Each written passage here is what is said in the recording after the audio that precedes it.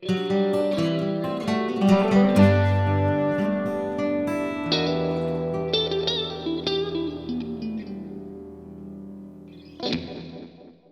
folks, I'm Dave Isaacs, and today I want to walk through a solo arrangement of the Beatles' In My Life, which actually sits really beautifully on the guitar, and it may be a song that you've learned to play in the key of A, which is the original key, and it all sits very, very nicely in that key. But for a solo arrangement to play the melody, when I started messing around with it, I found that the melody notes sit really beautifully in the key of G in terms of falling under your fingers with very, very little effort. However, that meant losing a low fifth, because if we're in the key of A, we can go down to E for that low fifth, and it's a real satisfying sound. Didn't sound as good to me to go up. So I thought, okay, let's go to drop D and then capo up so we're still sounding in A. Except that now throws a wrench into all your fingerings, right? But it's not so complicated, really. We can play a G chord like this in drop D. Drop D tuning, by the way, you should know, means drop your sixth string from E down a step to a low D. Oops. And you will find one thing about drop D is that string is going to want to move around. So you notice I just stretched it a little. That seems to be helping. Now I've got this capo on the second fret, which is raising everything by a whole step. Open D becomes E.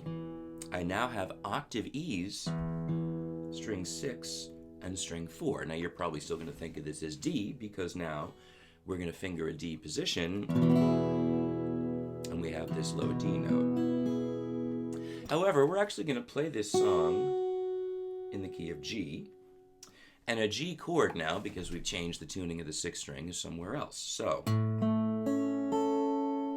G is now fingered like this: high note G, bass note G. Good news is you're not even going to hold all of this most of the time.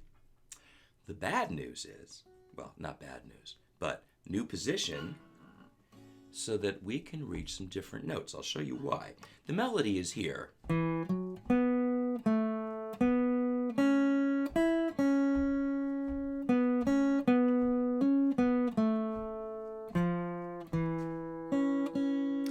You can see why I like the key of G, because most of those notes are open strings, or so many of them are. But in order to get the G bass, which is now over here, you see how every decision forces a set of others. In order to get the G bass, I'm going to have to use my pinky.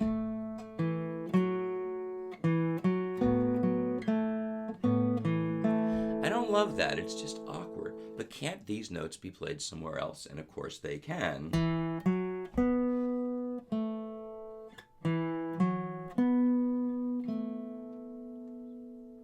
You might not think of this kind of fingering because I'm playing melody across different strings. We tend to think of melody as moving along a string. But open D string, 7 frets up from the capo on the A string, and now a partial bar, 5 frets up from the capo. There is my G bass, or A. I'm using my pinky here on fret 7, or 7 frets up from the capo of the D string. So watch this. Open D, 7th fret of the A with ring, partial bar with pinky on the 4th string. This is really the weirdest part. It gets easier from here. The right hand fingering might confound you a little bit, but D string, A string, now 6 and 4, 5 is filler. I'm gonna fret that because I like the resolution of keeping that on the same string. Cross strings, same string. We're going to stay here and take advantage of our down-tuned low bass note. Notice I'm fretting 7 frets up on the D string with the open low bass note. So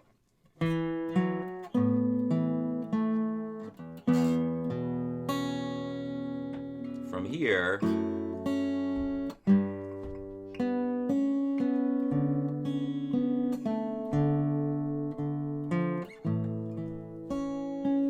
how nicely that sits. I should mention this because I haven't talked about the intro yet.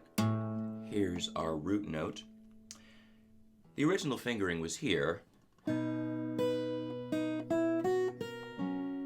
which sits beautifully. There's nothing wrong with it. But of course, we've changed the key, tuning, and the fingering, so we're going to do this. Bass note with the ring finger. I'm going to grab the index here. So you do need to hold this chord for a moment, but it's not bad. So 6 and 2, 4 for filler, high note, and then I'm going to use middle right here. 4th string, ring finger. So notice these three, just piece of a scale. So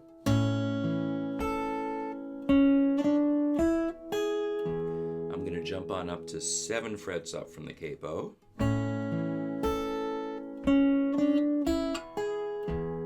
2, 3.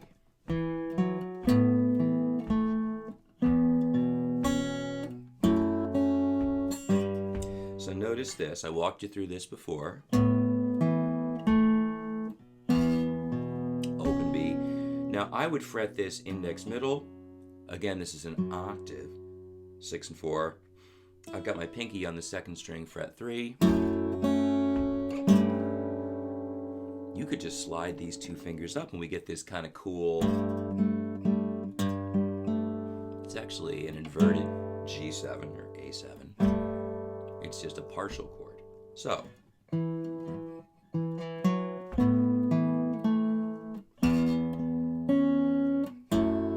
let's use this because it frees up my ring finger for melody on the 3rd string, 2nd string, 3 and 2.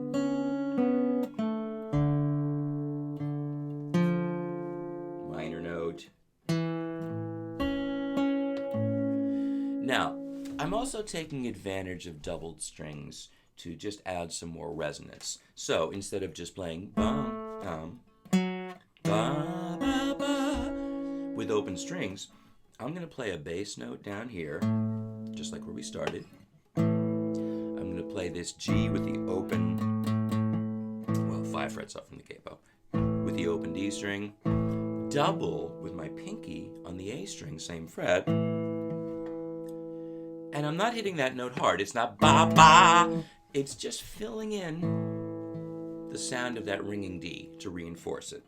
It also, when I strike this D, gets the D string ringing again through sympathetic vibration. So it just makes everything a little more singing. And then we're going to do the same thing with the open B and this fretted B with my middle finger. So.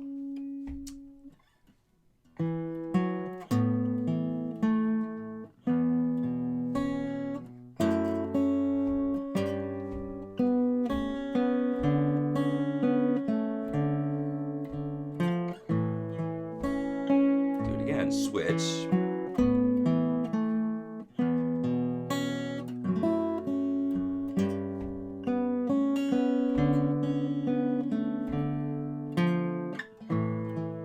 Now watch this. Look how nicely that fits. I'm using 2 fingers, index middle. It's a 6 minor chord, 2nd fret from the capo, string 6, string 4, except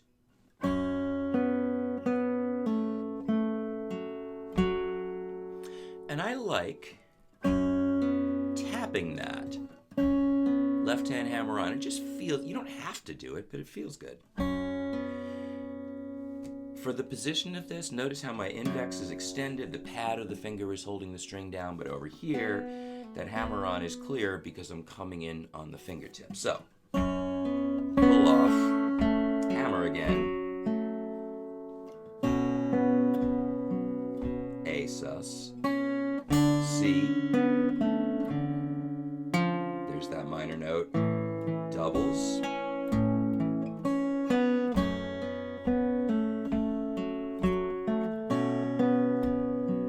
C minor 7,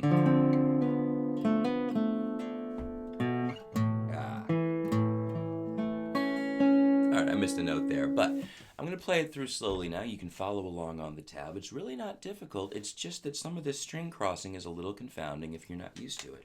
Just take your time, work through it, follow my fingerings.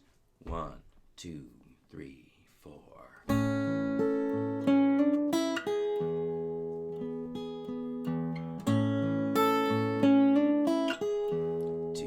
3.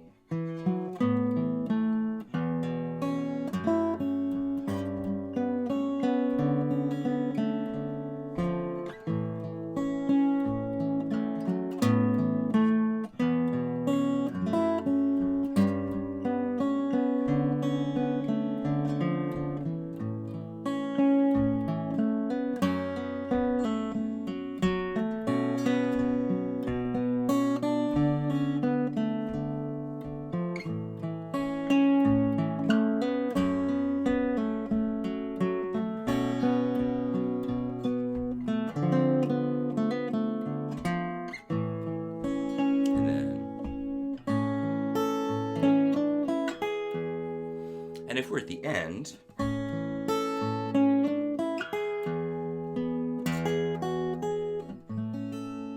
right?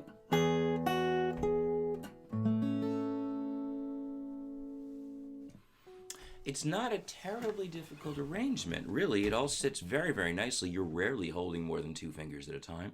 So just keep that in mind. Take your time. If you find that string crossing confounding, spend some time with it. Once you get used to it, it's a very cool sound. Whoops. You can see this is a somewhat casual video because I am behind. I haven't posted in a couple of weeks and I feel bad about it, so I wanted to toss something out there. Enjoy this. If you have questions, leave comments below. I'm really enjoying these fingerstyle arrangements, and there will be more to come. So thanks for watching, and I'll see you next time.